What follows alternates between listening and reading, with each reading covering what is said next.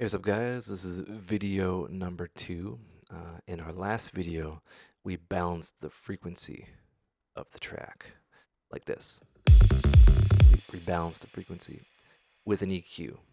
And in this video, we're going to be using another EQ to balance the stereo image. So it's kind of like putting the track in a 3D space. So the first one, we balanced everything like frequency left, right, mid, side together just to get a balance and to kind of repair things, you know, that could cause problems down the road or it could sound weird on loud systems. In this video, this section, we're going to be kind of doing some stereo processing using ProQ. So we're going to be going to channel mode here. And we're going to go mid side. So how this works is typically when you reduce, okay, I'll just give you an example, right? So we have them linked right here, mid and side. The mid is the sum of left and right, the sum of both signals, and it is like mono. So like both signals going together, that's mono. The side is the difference between left and right.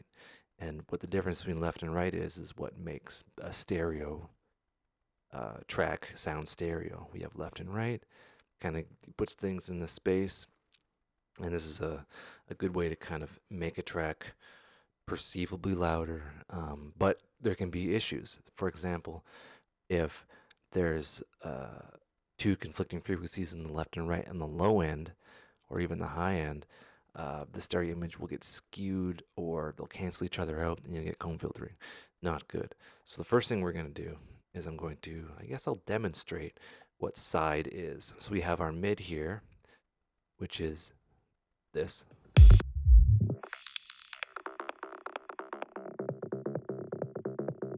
Right, same frequency.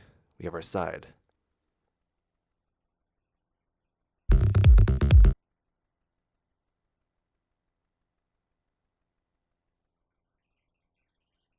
Right? So you'll notice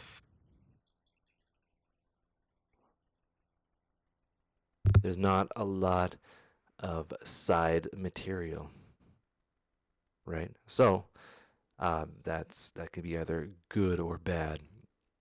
You also notice that there's a lot of side material on the higher end as opposed to the low end. That's also good. You want the low end to be as mono as possible. That's what we're going to do. We're going to have a low cut here and kind of gently. I want that really gentle. So 6 dB. So we'll cut all the stereo stuff. We'll go a little bit aggressive. All the stereo down here where the bass is. You see the bass up here. That is no longer. There's no chance of being stereo, which is good. So what we're gonna do now is go to side and kind of boost.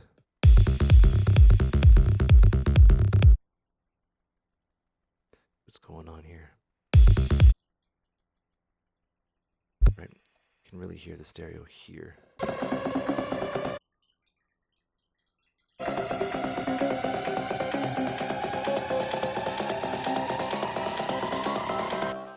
Typically tracks are really, really wide, so let's do that.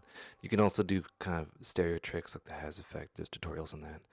But let's just figure that out right here.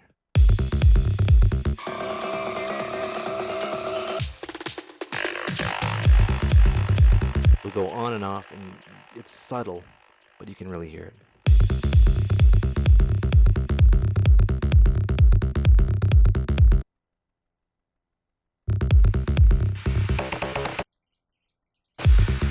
Really makes the reverb loud.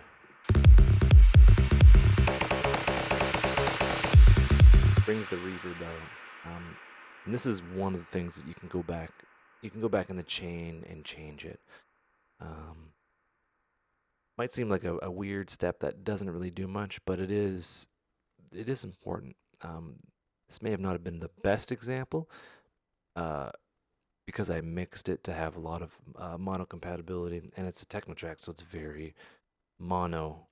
Uh, Seeing as how the kick is mono and the bass is like a single kind of 303, and it's really driving. But you have other elements that kind of wind it out.